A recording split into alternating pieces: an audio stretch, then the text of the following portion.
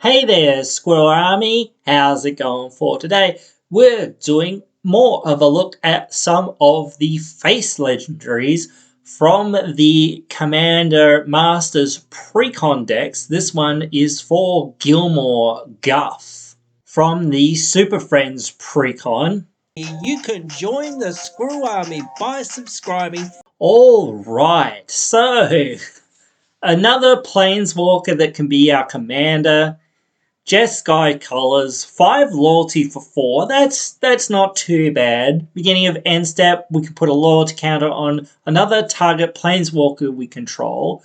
So, sure, okay.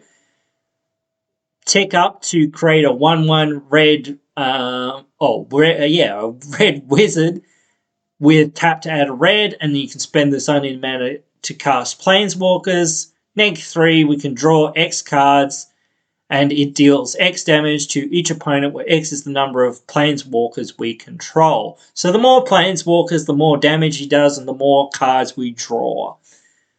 The 1/1 I think could be decent in some regards as a defender, because that's what I always find with planeswalkers, especially when planeswalkers are your commander.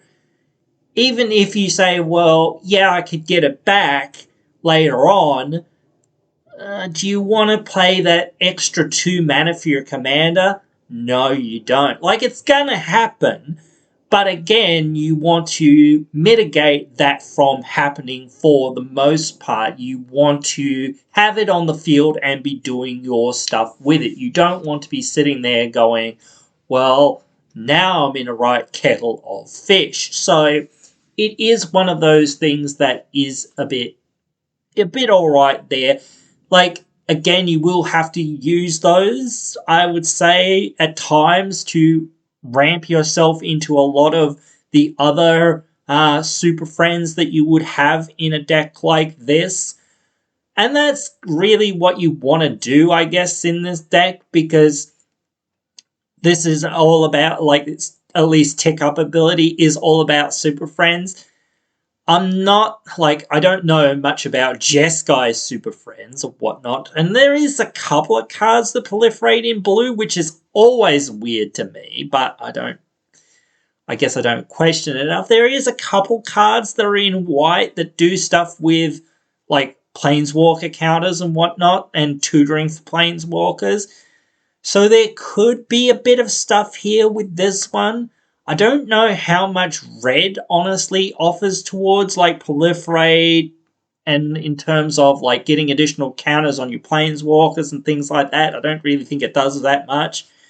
But maybe there's some Jeskai or some Boros cards that are in there that I'm not, like, thinking about immediately, that are just, like, escaping my mind. Certainly, it wouldn't be too bad if we had something like Anointed Procession either, to just create double tokens. And of course, we could play,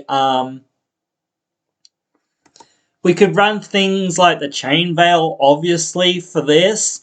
Because, like, again, we're going to be very heavy on Planeswalkers, so that's alright. And there's that Teferi's enchantment that basically does the same thing. You can activate your planeswalkers an additional time, that's in blue and white. So that would be accessible to us. So that wouldn't be too bad either. I'm trying to think, like, I don't know many of the ultimates of many of the, like, Jeskai planeswalkers. And I don't know, like, many of the tick-ups either, honestly, either. But, like, any planeswalker that we choose, we've got to choose planeswalkers that will have a very high impact when they come in. We don't want just planeswalkers that tick up to draw a card. Like, we want cards that say when we play a planeswalker or whatever, we draw a card or whatnot. Or when we play a non-creature, draw a card or something like that. Which won't be planeswalkers for the most part, but still, that's kind of what we want.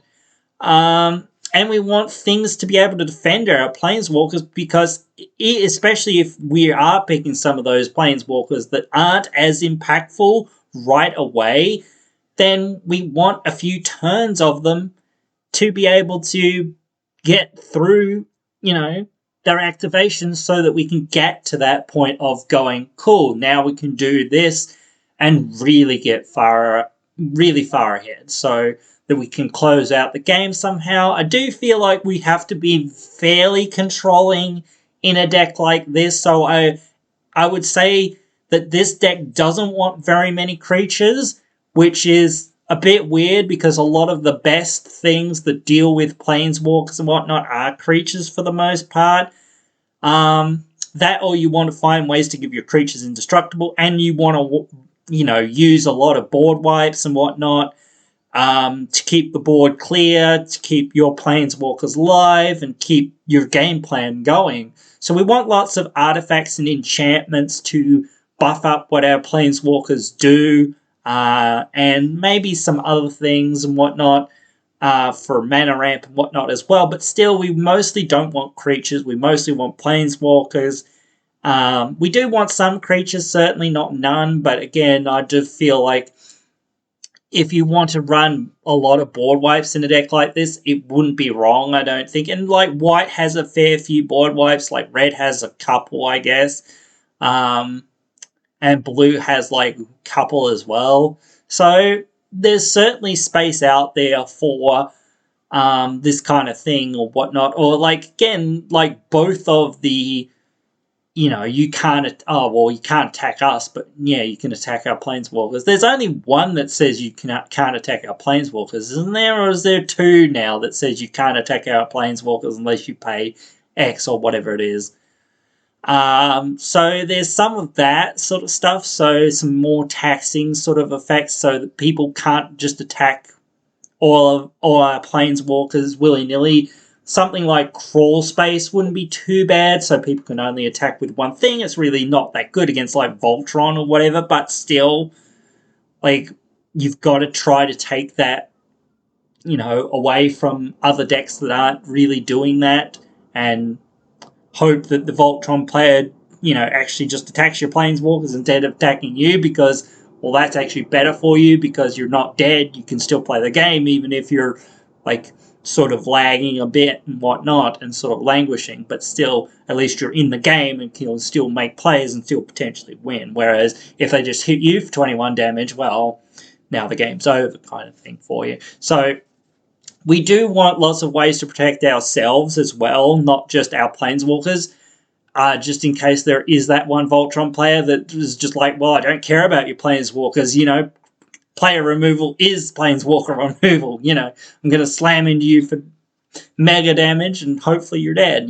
like, let's see, and that'll be about it. So, yeah, it is one of those things that will really hurt us, if we don't really think about it. So it's not going to be one of the decks that I'm going to be interested in. I'm sure there's a lot of other people that would be interested in this, but then again, I'm also kind of sure that there's a lot of people that just want to pull apart a deck like this to help bolster their Atraxa deck or their 5-color, whatever commander it is, Planeswalker deck or whatever it is as well. So it is one of those things that a lot of times decks like this just fall into that trap of, well, might as well type thing. Being 4 mana, though, just to get a 1 mana discount on the next spell isn't that amazing, honestly. So that's where I'm kind of like, yeah, it's not that amazing. Like, 5 loyalty for 4 isn't too bad. It's a little bit more buffed. So that's good. At least it's not just, fodder completely. So, but yeah, I do think that we want a few things that help protect our planeswalkers, and perhaps some political tools to, or goad or whatever to help us out by making our opponents attack each other and things like that, or other incentives for our opponents to attack each other so that, we're less of a threat. Or maybe even if you just go the group hugs route kind of thing, I feel like that could be funny to a degree, and you're just running all these planeswalkers that you hope will win you the game. This guy obviously can't really win you the game unless you've got an absolute shit ton of planeswalkers on the field. But, he can draw you some cards. I don't know how good that negative actually is. But I think you really want him at a high loyalty if you're ever going to think about activating that, because or you really want a lot of planeswalkers or whatever to get good value out of it if it does die. So yeah, it is there, but yeah, I wouldn't think too highly about it. But those are my thoughts on this one. As always, you guys can let me know what you think. Write your thoughts down there in the comments below. Am I so right, so wrong, whatever it is about this one, you guys can let me know your thoughts on this commander and the ideas that I have for a deck based around this. And hope you've enjoyed. Hope you will join me again in the next one.